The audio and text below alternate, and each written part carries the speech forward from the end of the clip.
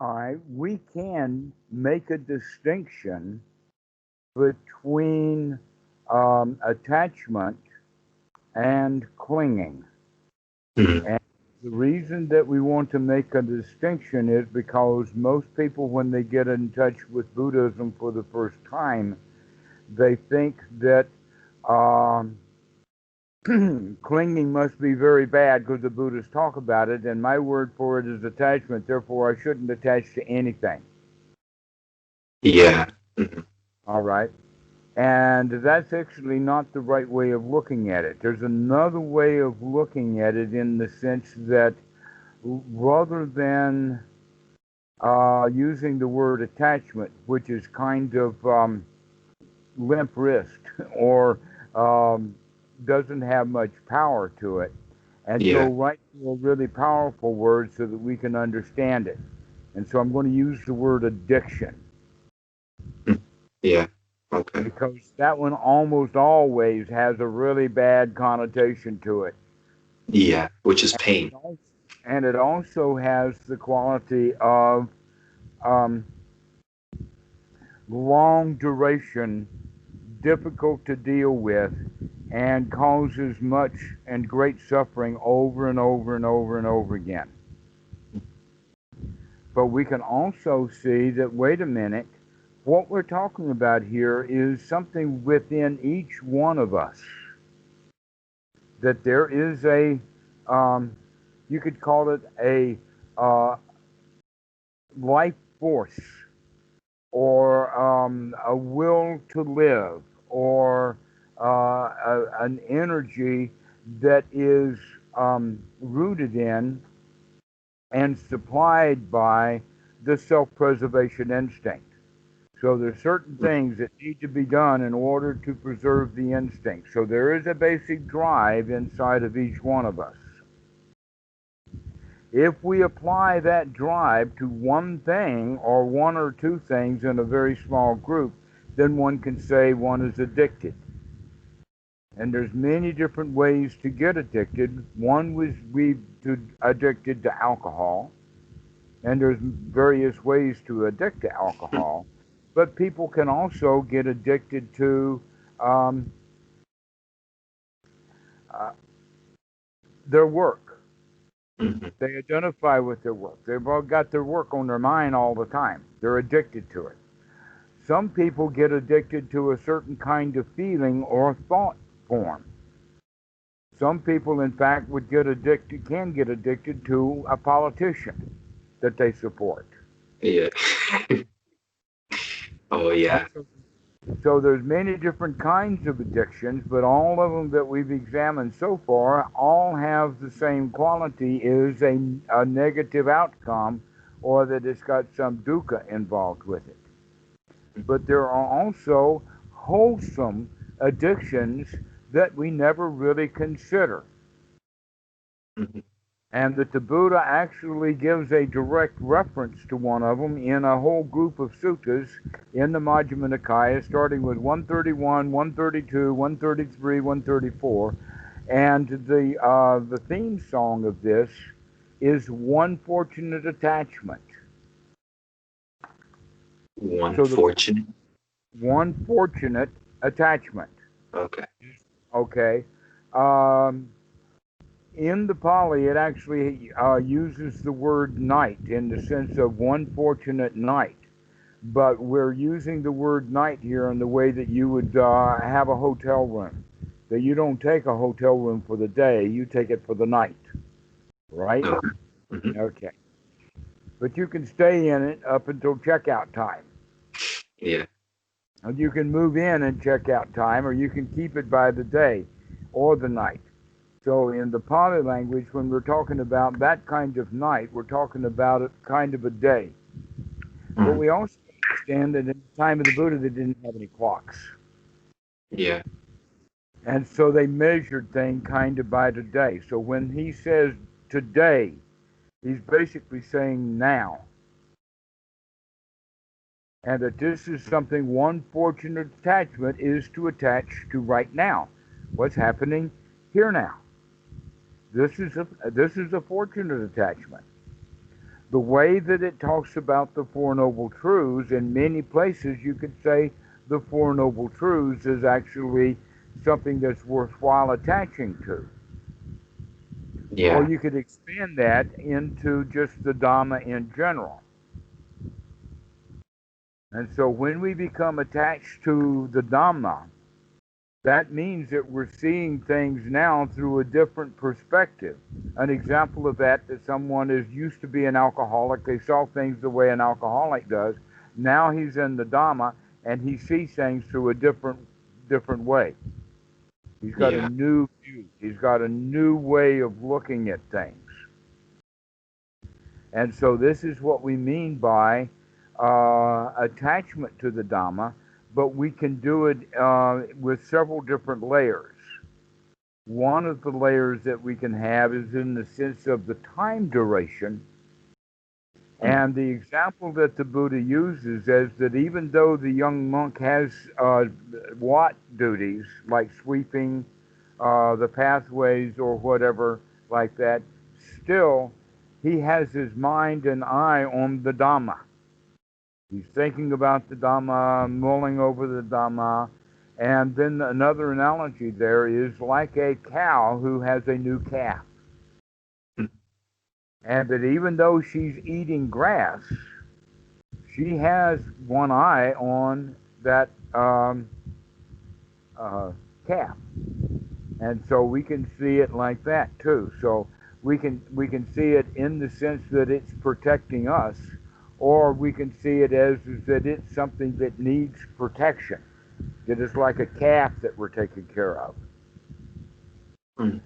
And so in the process of coming out of suffering, it's very, very much like a calf that we're guarding. Because at any point in time, the calf can get into trouble. Oh, yeah. Yes, exactly.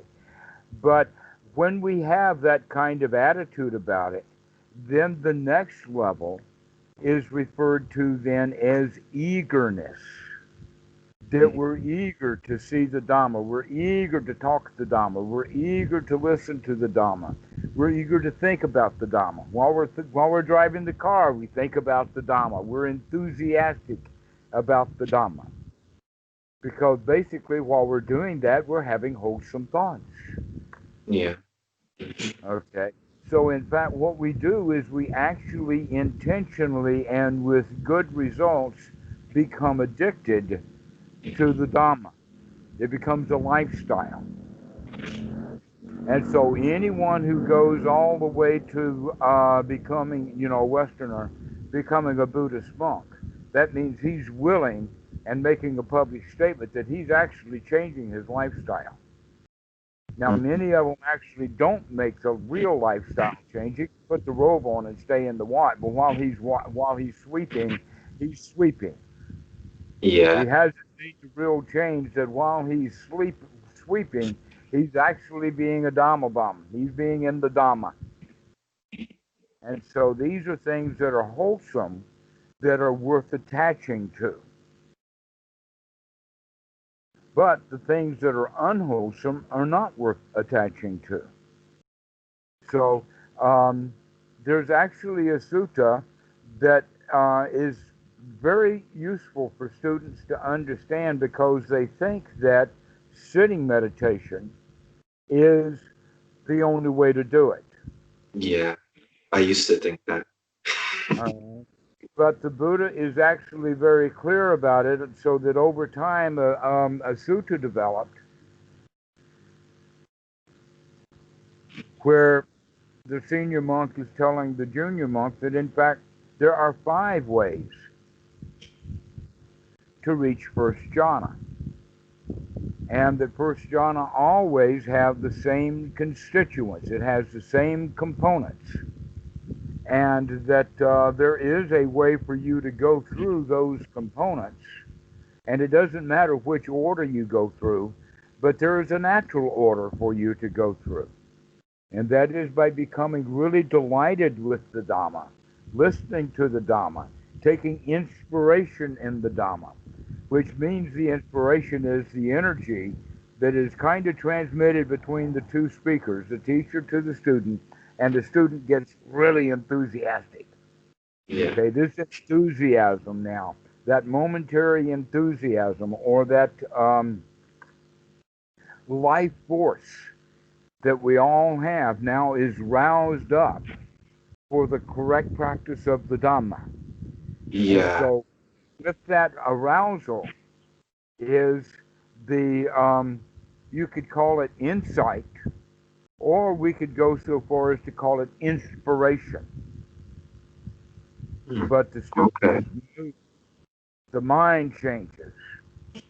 Yeah. And part of it has to do with the can-do attitude. And so piti arises. Hmm. And with piti comes relaxation. Yeah, I can do it. We have that confidence. And with that, sukha arises. Now, in that regard, what's happened is because we've been paying attention to the Dhamma, the mind is already in wholesome thoughts. It's not in hindrance. So Yeah. we've actually put it there. So when we kick this thing off, the kickoff is the gladdening of the mind of the inspiration. Aha, I can do it. Almost always that is associated with a natural deep in-breath. I can do this. Yeah. Yeah. And with that comes the relaxation of the body, the can-do attitude, and the sukha of contentment. That yeah, this is good stuff. This is Dhamma. And the student naturally then goes into first jhana. That we don't need to sit on the floor for so long if we know what we're doing. Yeah. Yeah. Over time. Over Mm-hmm. time. Just Right. like. All this to focus on the wholesome and to stay in the wholesome as opposed to um, just merely dwelling on throwing out the unwholesome. Yeah. Yeah. Because we think that it's. I feel like when I see a thought, uh, it's like a negative thought and a positive thought are like the same thing, but just from a different point of view. Mm-hmm. Like you can change it, but it doesn't mean that it's not a thought. Like it can change, but it doesn't mean so. You know what But I mean? here we have a different Yeah. question to ask because you're asking that question's a right question, but it's not the only question to ask. A little deeper investigation into the sense of is this thought wholesome Yeah. or not? Or not. Yeah. Okay, not whether it's a good or bad or a wrong thought or a stupid thought or whatever like that, but is in fact this thought, is it going to lead me into a state of sukha? Yeah. And I don't like when I think of wholesome thoughts, like from when I started to think, do it like you said, like I thought I would think like wholesome has like in the three characteristics. Like when you contemplate on that only and not anything else. Like, of course, you can like things and enjoy like just general happiness, but I'm talking about when you intentionally start to investigate and start to intentionally think. I always think in terms of those three, like the uh, no satisfaction in those things, and then no self, and then impermanence.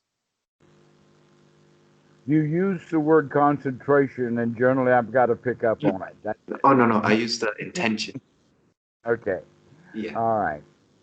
Yes, when and that we instead of saying concentrate on the wholesome, we could say it like that, but a better way of just saying it is that we we investigate and guard to make sure that the thought is in fact wholesome as opposed to unwholesome, because unwholesome is going to lead us out of this state of joy. And if it's wholesome, it's either going to help us create or stay and maintain the state of joy. yeah, yeah. Okay. And to see how valuable the Dhamma is, we can actually do the investigation with the Eightfold Noble Path in mind, in the sense of how's my right effort?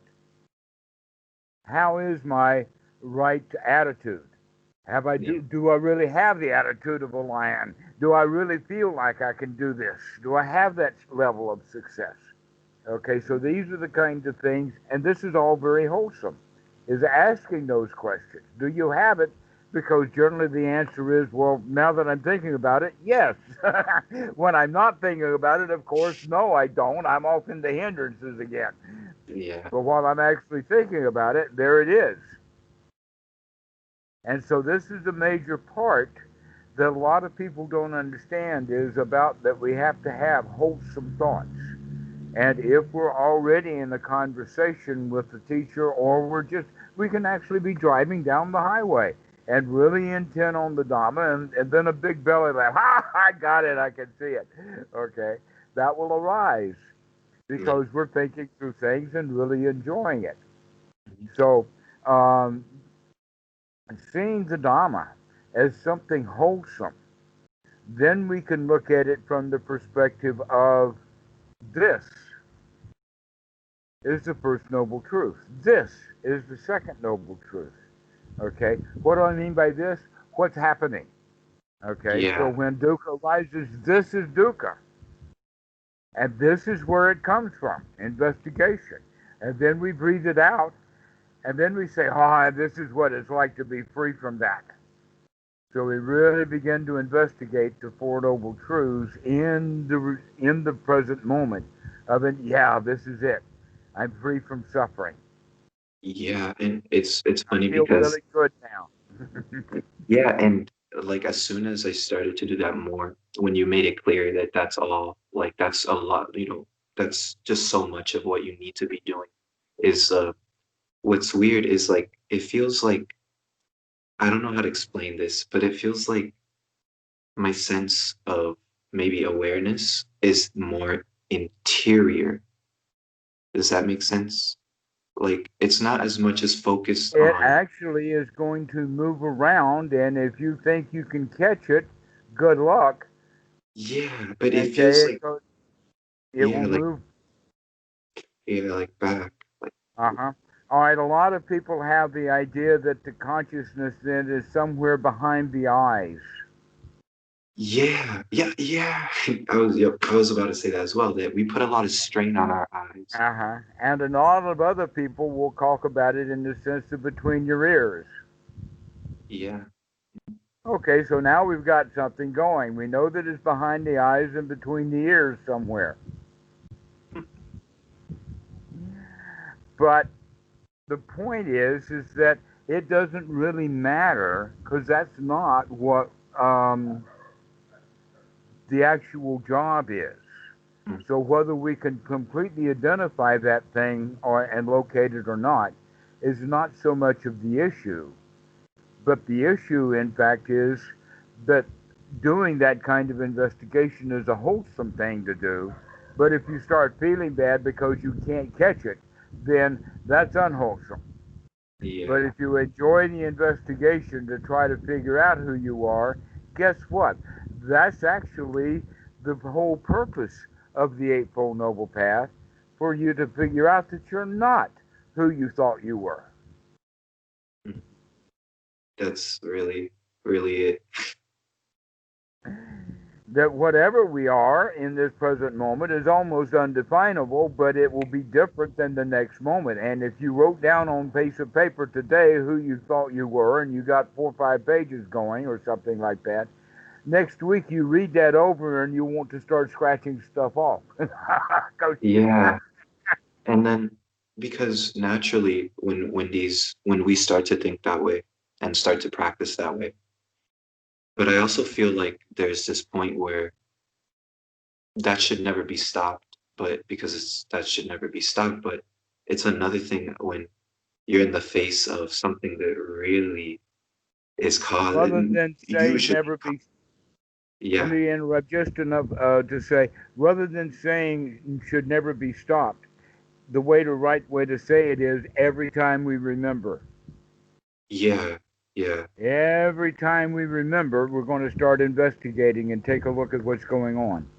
And so do you think that when we, like, as practice people, like meditators and stuff like that, do you think that when we worry about how to cope with suffering, that we are doing the wrong thing? Well, if they're practicing correctly, they probably have, not let's say, if they've been practicing at all, then they have probably developed some skills for coping with it. But if they've been practicing it correctly, they're coping with it by not coping with it, Ah, by okay. throwing it out. Okay, that makes a lot of sense. Yeah. Yeah, that it's Some not of the worth coping keeping. mechanisms, if we throw Yeah. something out, we don't have to cope with it anymore. Yeah, and it's not worth keeping, like, at all. Yeah. Our past is not worth keeping. That's a good, important point because I try to make that on a regular basis to students that our past and our memory of our past is spotty at Yeah. best. We don't have good, accurate information. Not only that, but when we collected it, we generally would collect our traumas rather than our high points. Yeah. Yeah. Yeah. It's weird. An example is little Johnny can be writing on the wall for 10 or 20 minutes. He's doing a beautiful piece of art. Mom comes in and she gets fussy. Yeah. And we, Yeah, and so now we remember when, we got fussed at for writing on the wall rather than how beautiful our art was. And he could have been a Picasso. But oh I, no, he carries around, I can't do it. I'm yeah. not good at it. I And shouldn't do it. a And lot so of he's it got has, no. I'm sorry. Go ahead, I'm listening. No, I was saying that it's funny because I was reading a book called, I think it's The Body Keeps the Score. Uh huh. And it's very related to what you're saying about the emotional brain. And then there's like, it's very interesting because it really changed my perspective about how, like, the body plays a role in the meditation.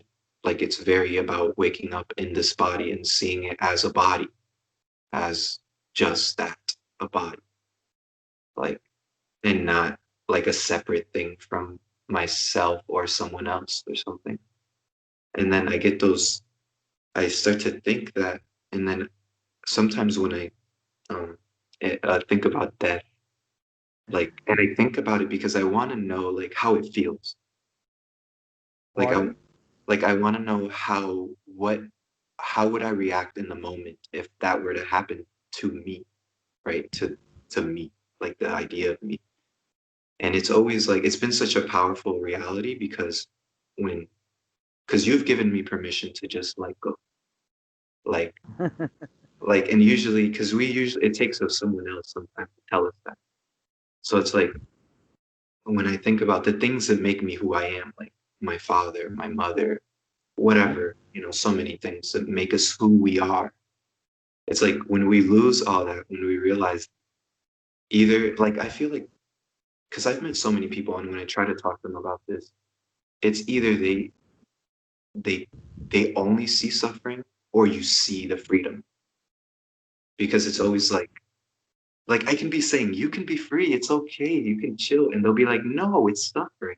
It's too, no one can escape. It's inescapable. But like it's that permission, like like that.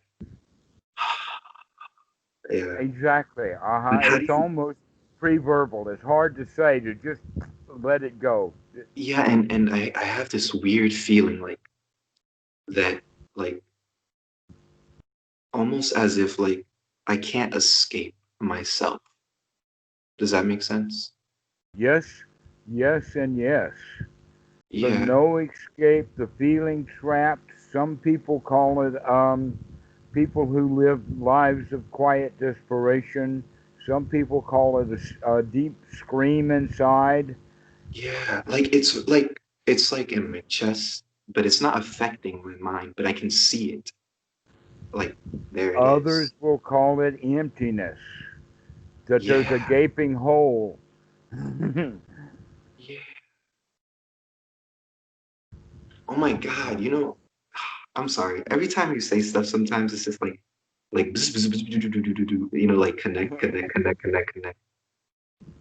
Yeah. Other people can call it a longing. Yeah, yeah, yeah. Or a calling. Something Okay. that's Yeah, drawing us, but we don't know what it is, but it winds up being a longing or a calling deep inside. yeah. And it's a good feeling though. It doesn't turn out to be that bad, like as much as you really think. Well, every meditator who begins to practice correctly starts to run across this. When it's really strong, we can call it anxiety. But at the bottom of it is a level of fear. And that fear tends to be there whether we need it or not. In other words, you can look around your room right now and you're completely safe. Yeah. There's nothing dangerous in there. You don't have any alligators, there's no snakes, the thieves are not banging on your door, the cops are not trying to break in. You're safe. Well, why don't we feel safe? That's the whole thing. And and that's where it's the work is. Like and yeah. You'd think in this present moment, when people look around and they say, okay, I'm safe right now, they could feel safe.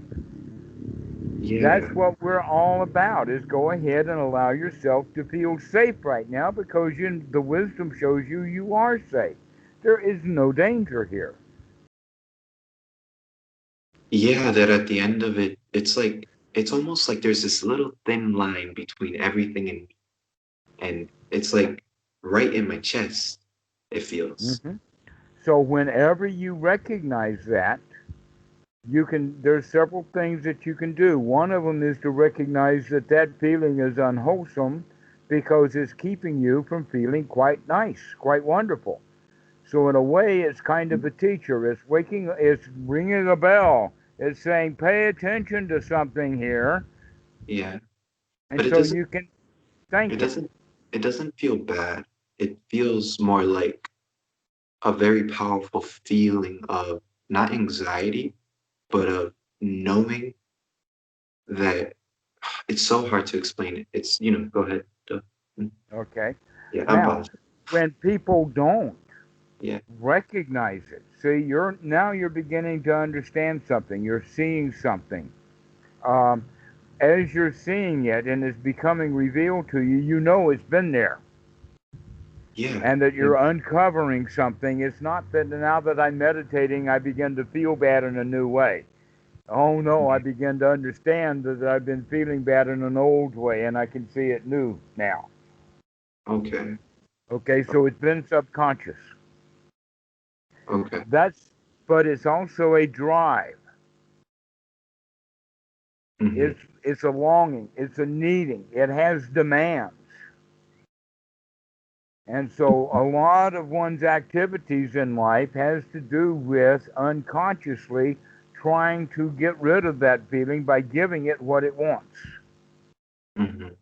Okay, and so it's kind of like a quiet master. It's almost like a silent partner, the one who really runs the show.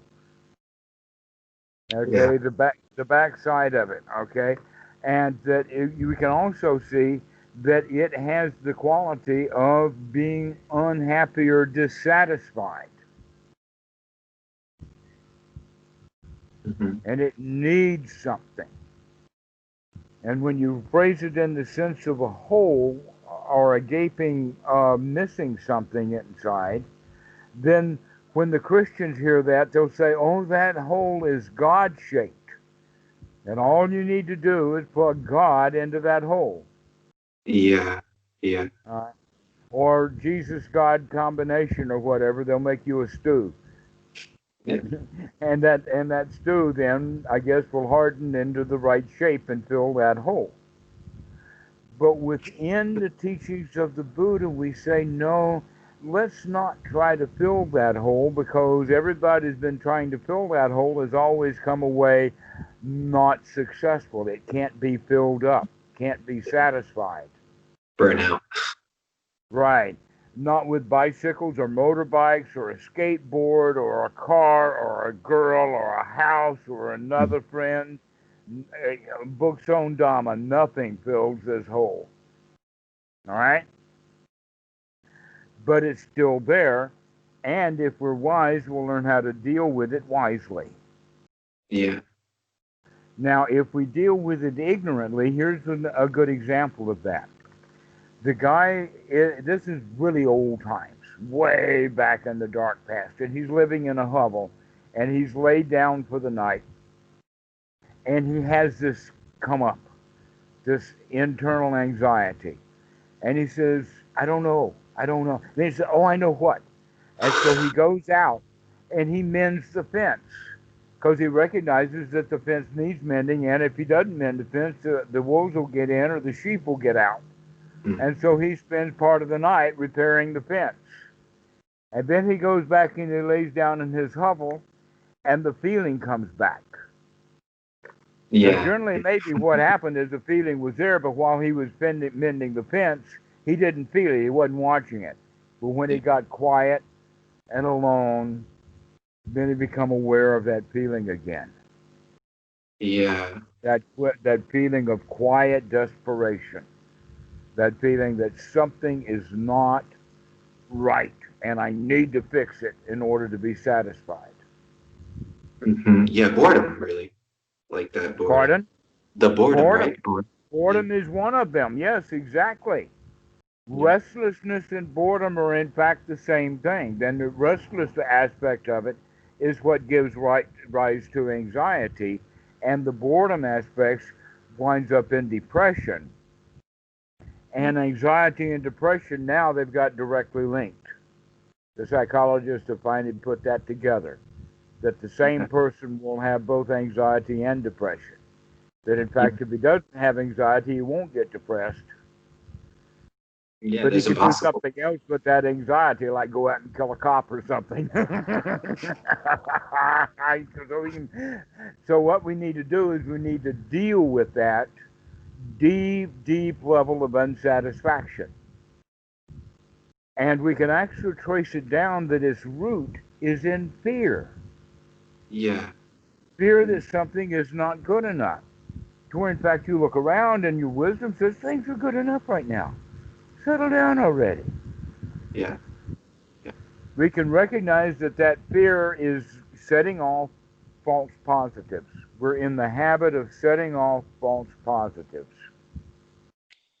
Yeah, like And, judgments. and, and it first expresses itself when you can see it the way that you're talking about it. Hmm. Okay? But as you begin to examine it, you'll begin to recognize, for number one thing, it may be there, but it's not going to run your life anymore. You're going to Yeah. start to become aware of it. Mhm.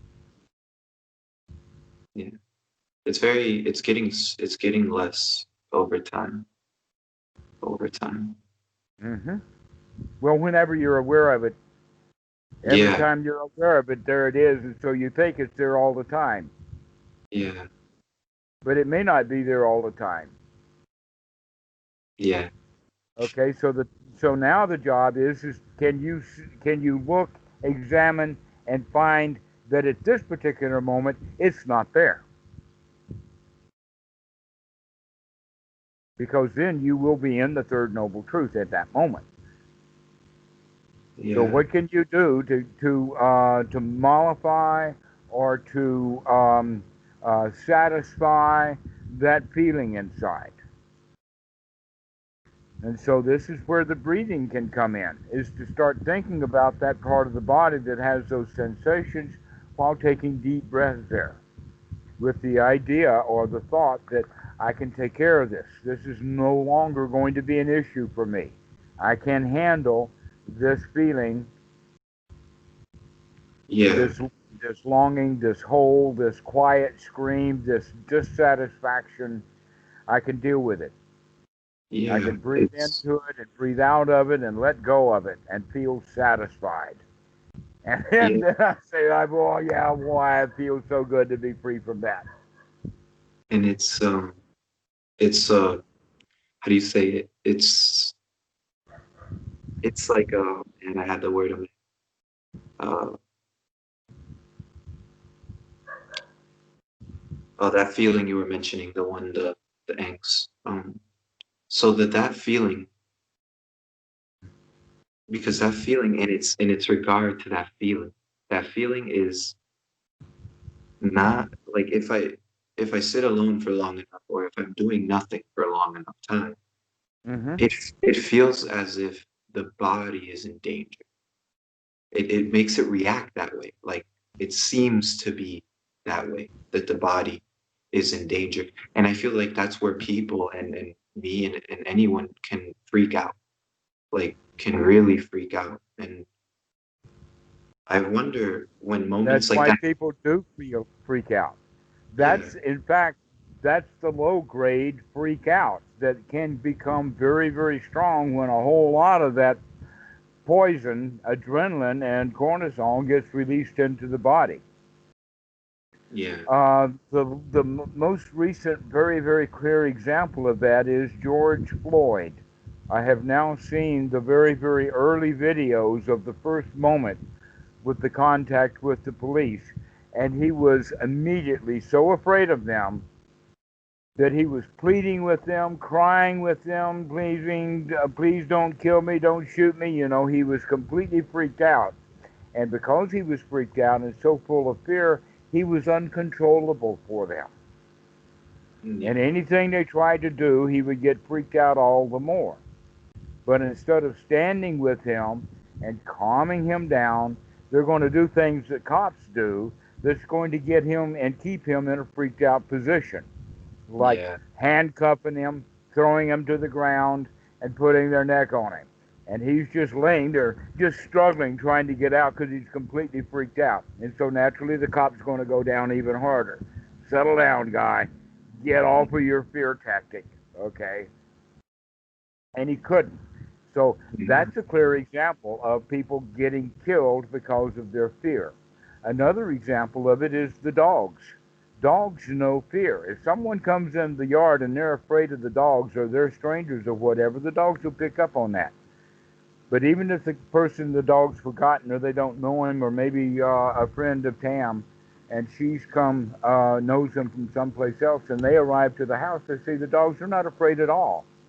And when they're not afraid of the dogs will go and check it out and whatnot, but they're not outraged. They're not bark, bark, bark, bark, bark.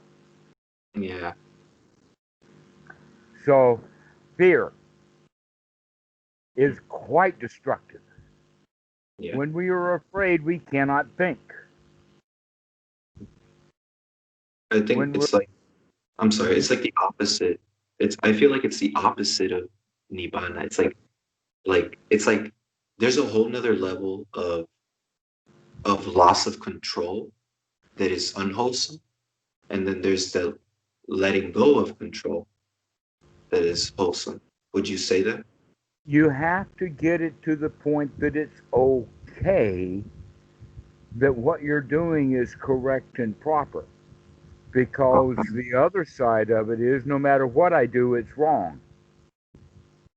And Yeah. therefore will keep the fear going. But Okay. if you already have the idea that I can handle this, then Yeah. it doesn't really matter how you handle it. You know you can handle it, and you do. And there you go. I did that one. Okay. Okay. Okay. Yeah. That's the important point is the attitude of the can do. I can handle this. I do not have to give in to this feeling. I can take a deep breath and watch it float away. Or I can soothe myself and give myself good thoughts. Like, I'm really glad I can see that. It's not going to control me anymore. Yeah. I feel like I can give that up as a habit. I can have better habits. yeah. I feel like, I feel like, I think it's just like as in this culture, I think that I was taught like there's always has to be an answer. There Like always what? has to be an answer. An answer. Yeah, to like the things that you feel, and that there should be closure, and that there should be some type of like uh going and figuring it out. And Some some yeah, questions have answers and some yeah, don't. yeah. Basically, we could say a why question doesn't deserve an answer, but a how question Okay. Yeah, that has some value. How can I throw that out? Not where did it come from or how did I get this way or because that's all part of the pity party. Hmm. That's all part of the doubt about how did I get wind up in this situation? In other words, how can I get help to get out of it? Yeah. So that we have to put away and to have that lion's attitude. I don't care what this stuff is. I can handle this. I can take a deep breath and manage this. I do not have to feel afraid or whatever word we want to put onto it. Yeah. Yeah. I feel Empty, like, lacking something, wanting something we don't have, um, a yeah, hole inside, a quiet scream, a life of quiet desperation. We all have this, and it comes from a leaky adrenaline gland. I see. Yeah. Okay. I've heard this before about this adrenaline, like the whole body, the reason that we're not like there's so no equilibrium at all. Hmm. We're So always we're put into a state of flight or fright unnecessarily. Even yeah. though it's low grade, it's still that flight or fright. We've got to do something. We've Mm, either got to defend ourselves or run away from here. We got to either do something or go someplace. mm, But we can, in fact, sit here and say, never mind, you're okay, down, boy, everything's going to be all right. No place to go, nothing to do. Take a deep breath and relax. and should that be a slow? It should be a slow process, right? Because I've learned from you that like don't sit for a long time, relax and do it something else. And Mm-hmm. but for because in the beginning, I don't know if I did a lot of damage because I did so much, and I feel like, and then I burned out so many times, and then it's like, and Right, you feel, so many failures. Right, that's what we put up with. Beginning meditators, we always do it wrong. yeah, and then we We keep, want too much out of it rather than recognizing, no, this is the solution to me wanting something. Stop wanting things instead of wanting so much. and because I just sometimes I worry like about my own mental health, like because sometimes like I don't want to push myself to the point where it's like, oh man, you did it too much. Like you didn't give compassion. You just wanted to throw yourself into that. And um, like I don't know how to. Sometimes you don't know where like uh, all this stuff is kind of just old, but in the sense of just it's you're kind of like deconditioning my mind. So sometimes it's hard to like because sometimes I feel like I want to talk about like all of these mystical little things that look like and get into these little details and it can be frustrating sometimes. Well, that frustration, though, and the little things that you're talking about, that too needs to be seen. Yeah. Okay. That's part of the investigation Yeah. because actually, those kind of things are not really all that wholesome now, are they? Yeah, and that's the hardest one for people like that like spiritual experiences and things like that. Like for me, like you know, like as a young person, seeking out experiences. The term is spiritual materialism, Yes. racking up experiences. Right, when I get enough experience, then I'll be an experienced meditator. Yeah, yeah, Yeah, yeah, we're not looking for experience, we're looking for a happy, joyful moment. yeah, yeah. And that's because I think we all want to know what happens. Like we want answers to why can we what's gonna happen when we die? What and then like I hear about like the fourth jhana and then and things like that, and you're like, wow, that's the Gives us answer to all life. kinds of greed, so much greed. Oh, there's so much to do. Right. Well, no, the teaching is that the Buddha did there, he went there and he did that, and he's got a different thing. He's got And into not doing. do we have to go there? And Well, yes, that was the story of the Buddha. That I don't know why the Westerners are so into the jhanas, but the Buddha was quite clear that the jhanas were not the path. And he quit the organization that he was associated with when they wanted him to take over and be the head teacher of this jhana. He said nope. And yeah, after doing that a couple of times, because he knew that jhana was not what he was looking for. But then later, he began to understand, no, it's the first jhana that does have value. Okay. Because we actually are now having a mind that's clear and capable of work. We're in a state of satisfaction and we can see things clearly. And that's the key to enlightenment. That's the middle path. Not Yeah. high into the jhanas and not back into the hindrances, but just that sweet spot of being able to see things clearly. Yeah, and I you know what's funny? I feel like I know it's simple and I really do. And and I believe that. But it's so hard to believe it from without a teacher. Because when you see a monk um being burned alive and he's just okay, or you see something radical like that, you think this guy is But the unbelievable. Or radical yeah, impresses us. yeah, And so exactly. we remember the radical. And so Yeah, that the radical then is what we remember. So that gets into the thought stream and gets us away from this present moment. This present moment's not radical. so why do people do that? They distract us. Well, that's because they really must want something really badly. Yeah, like it's very rare to hear like it's in Buddhism there is no mention of like no mention of like these crazy things that we look for, I guess, like gurus flying into your heart and things like that that are really beautiful when you hear about them, but and you want them. And I feel like it could be a trap, like maybe. And That's the whole point, is that yeah, everything like that is just another bauble to yeah, sell on the market. That the whole world, the spiritual world, actually for many people is a spiritual marketplace where we have, instead of money and dollar bills or whatever, we have to put in time and effort to get these baubles.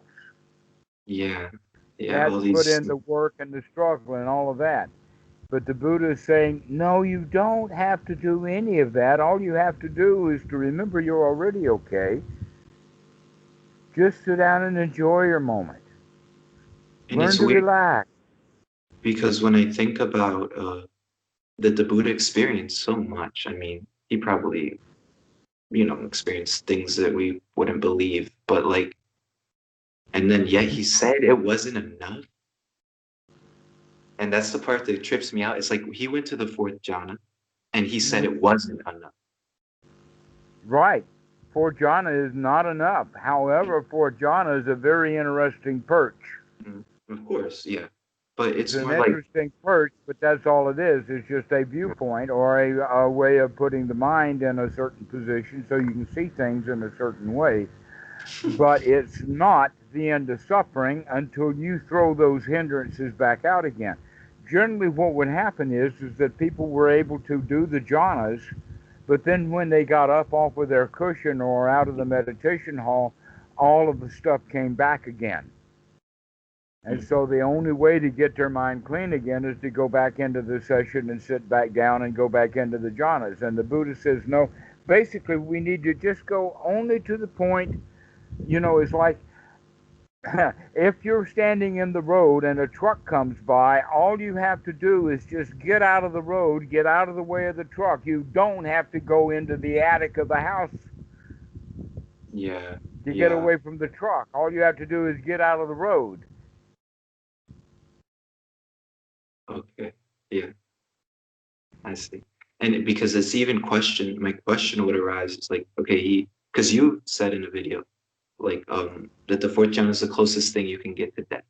And and No, to the fourth jhana is the closest thing you can get to death. yeah, yeah, The first jhana is the closest thing you can get to wake up. yeah, In yeah. fact, that's what it is to wake up is exactly opposite So of the yeah, fourth. the fourth jhana, and then thinking that I'm like, okay, so is there any answer to life? Because he saw that after, or whatever is after, or what you think might be after. This is the teaching of sunyata. This is the teaching of emptiness. What is the meaning of life?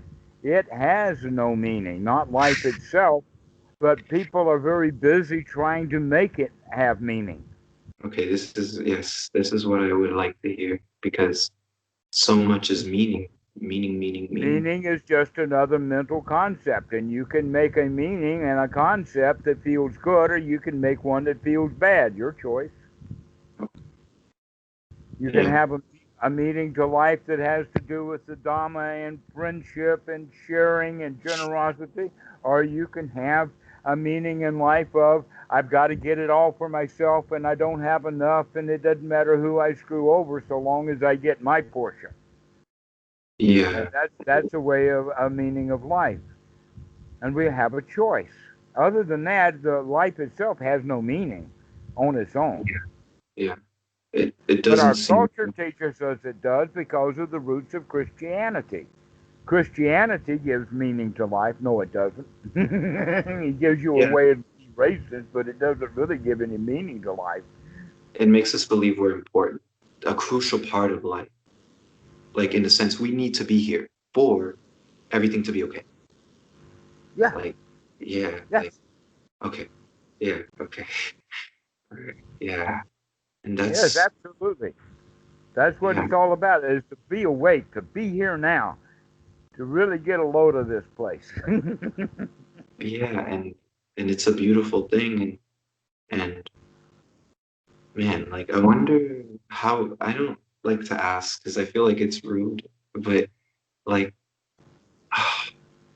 I'm I don't know, maybe I shouldn't ask, but like maybe I will. Okay, so is is the emptiness like I don't know if you live in that or if you do, I assume, and you met Actually, people. think of Yeah. emptiness in the sense of something that we thought was there is not there, or something that used to be Oh, there is no okay. longer there. An example of it is that when you're in the wilderness or in the retreat or in the forest, like the monks, then the Buddha says, this forest is empty of a village. The only village in this place is the one you brought in here with your own head, but other than that, there is no village here. In another sutta, the Buddha uses an empty sala. That when the sala is not empty, that means there's monks and bowls and clatter and noise and the smell of food. But when the sala is empty, it's empty of all of those things. But then when the monk comes into the sala and starts to think, he remembers all of the food and all of the monks and all the bowls and all the clatter because it's in his head. But the reality is that there are no monks, there are no bowls, there is no clatter, there is no smell of food. It's all imaginary. And not in the sense that we would probably think it's imaginary either. Okay, so we can do this with our own mind Mhm. in the sense of that dukkha that used to be there is not there now. Yeah, and And so that's the that's whole. part of the Yeah. investigation, right? Is to begin to investigate to recognize not just what I'm feeling, but what did I used to feel that I'm not feeling right now. Yippee ki yay! I'm not feeling that way anymore.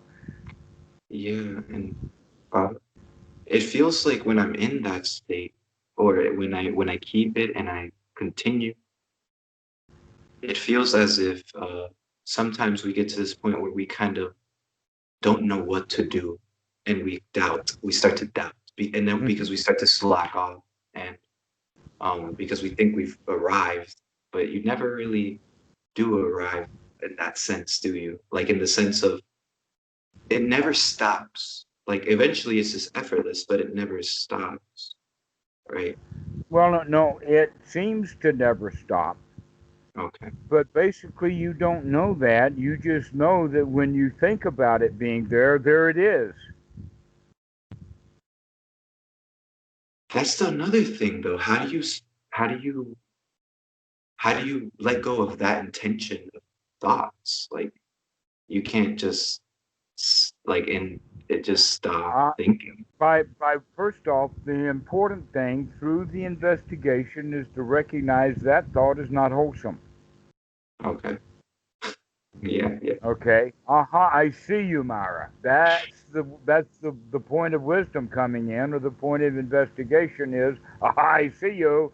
All right, and you are Dukkha, and you are an uninvited guest, and you're here to, you know, you're here to destroy my party, and you're Mm. not going to. Out you go. And so the bouncer part of the mind, the bouncer is the one who can grab him up and throw him out of here, the right effort.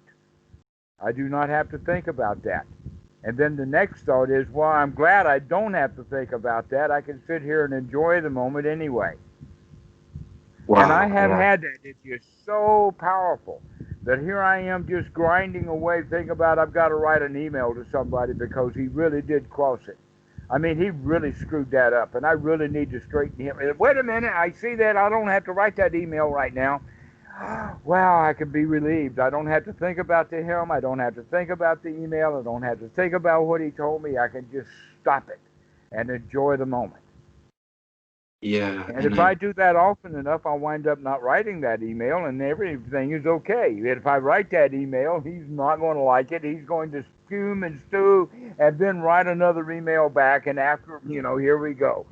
yeah, and I feel like that's when, because one thing I learned, I feel, is like that when your mind is like that, when it's not distracted, when it's in samadhi, right? When it's unified, is that's when so is the it feels like, at least when I felt like, at least when I experienced it, it felt like unstoppability, like unstoppability, no stopping. Yeah. Okay, I think that what you're saying, the unstoppability, then could be part of the attitude. I've got this now. Yeah, but it became an intent, like it became who I was, but not in the sense of clinging, but it was very free, very, I can move around, I can whoa, Precisely. Hmm. I can jump, like it feels like that. Good. Excellent. And and what do we just go back, right? We just, once we see that we're not in that state, we just go Go back again. into it. Go Right. into it. And the Okay. more often you go into it, then that's building the skill of being able to go into it often.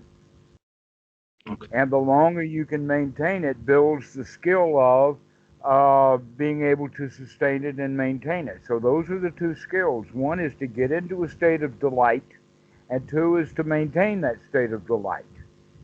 And if you can get into a state of delight and maintain that state of delight, what else do you want in life? Yeah, yeah. Yeah, It's how it usually yeah, is. that sounds good to me. Yeah. I think it's just sometimes we hear a lot of different things about meditate, like the white lights and the meters and uh, all these different things, and we wonder if we're missing out on something. Like, is there something that we're missing out on? Well, Sometimes. that's because you've been taught your whole life that you're missing out on something, and you got to work really hard to get it. Only Yeah, guess what? You never get out. You never get it. You're always missing out. yeah, yeah. That's how Okay, it all. that's that feeling that we're talking about. Is the feeling of having missed out on something.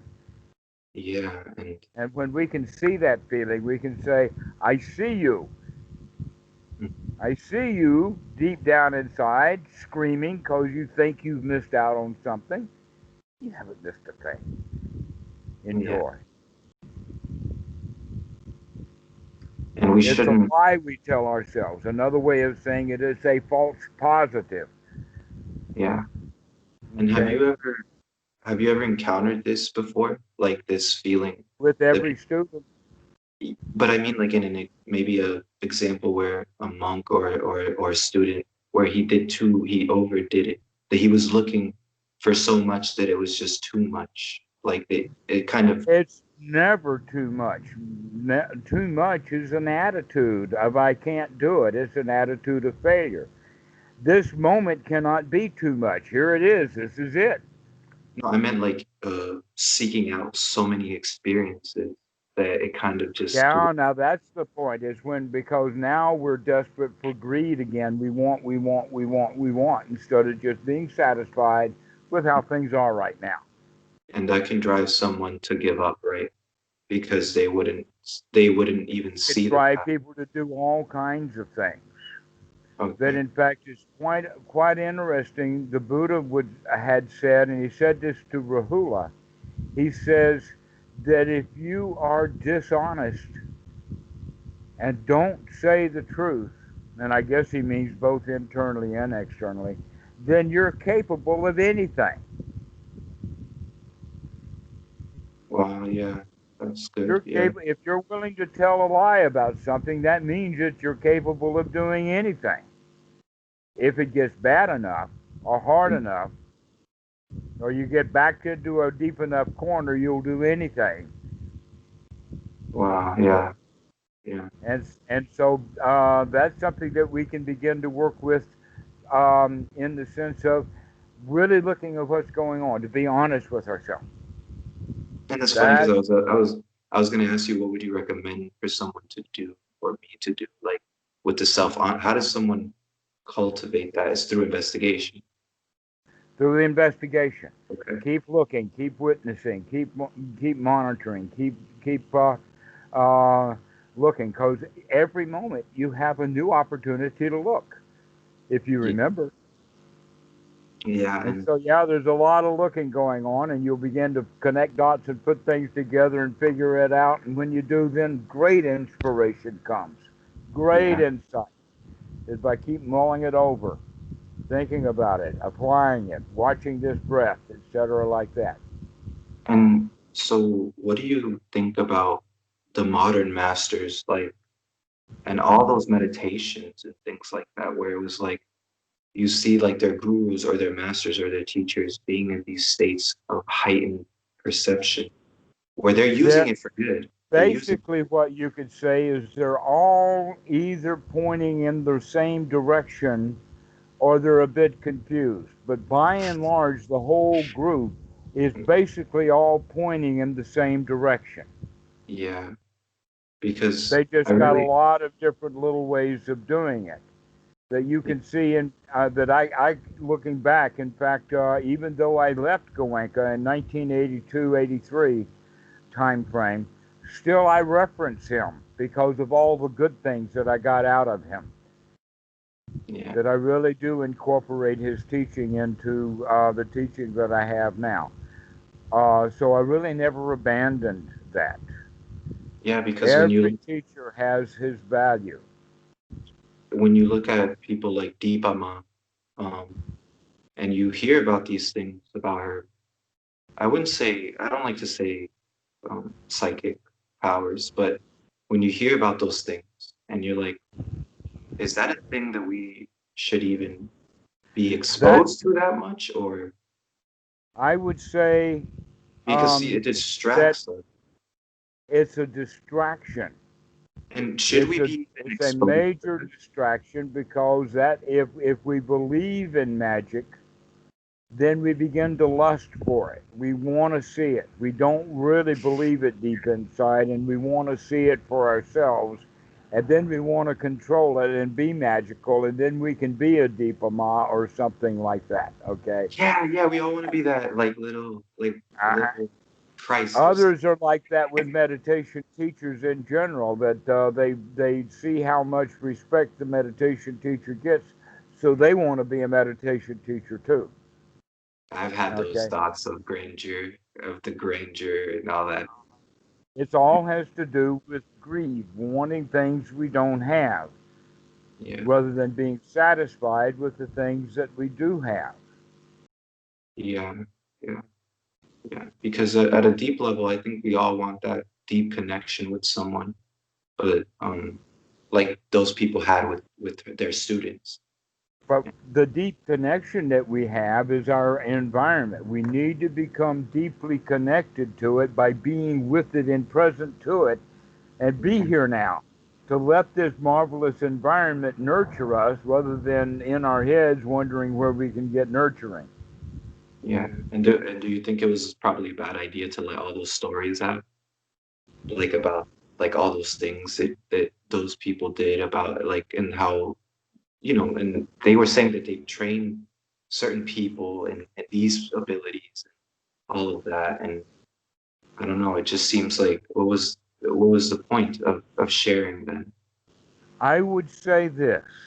Yeah. that we can be very kind and call it magic.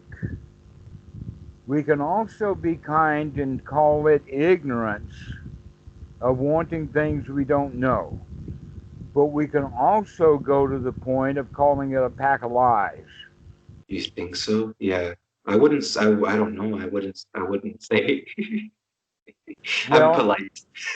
it's not only is it a pack of lies, but it was a pack of lies that were designed to, if people believe those lies, to behave and do the very things that you're talking about when you do believe that stuff. Okay? You go wrong. It gets you dependent upon the lie teller because now he has knowledge that you don't have and he wants you to want it from him so he can sell you something. And Yeah, maybe and what he wants you to give him is adoration. yeah, yeah. And I'm learning a lot through this conversation because I feel like sometimes um we want to somehow uh by helping people, we don't think that we're enough, like that we can do it. And um Actually, that here's something about that then. We can say that each one of us, from the way that we were trained, either by ourselves or something mom said, and sometimes they do it overtly, and that is to teach this child to become special, or that he is special, that he's different than other kids, that he's either better or not as good at, but is always in comparison to other things. It's mm, a big part of our society. And the teachings of the Buddha is all about coming out of that part of society that is comparing and judging. Because if you're comparing and you're judging to anyone else, then it's hard to be friends with him. But if you can drop all of that comparing and all of that judging, then you can just be friends. yeah. Okay, but our society sets it up for us to be in competition. And it's very Not necessarily, okay? Here's the way that you can talk about it is there's two kinds of games that we can play. There's the kind of game to where we're just having fun, maybe playing tag or whatever, and then there's the kind of games that keep score and have a winner or a loser, and sometimes a prize or something. Okay, basically, we should learn to play the game of life so that it has no winners and losers. It's just enjoying the game. yeah, But the way that people have learned to play the game through the society is not only do we play the game, we got to keep score. yeah. And The if we're karma, keeping score, that means that the score is important. No, the score is not important. But we have made it artificially important so that we can judge ourselves better than someone or less than someone else because of the score that's being made. the karma machine. And while we're trying to make the score, we're not enjoying the game. Mm, yeah, We think that if we make the score, then we can enjoy the game because I got a score. Now I can feel good. yeah, yeah. But I can feel And, good and play the game and let you have the score. We both feel good.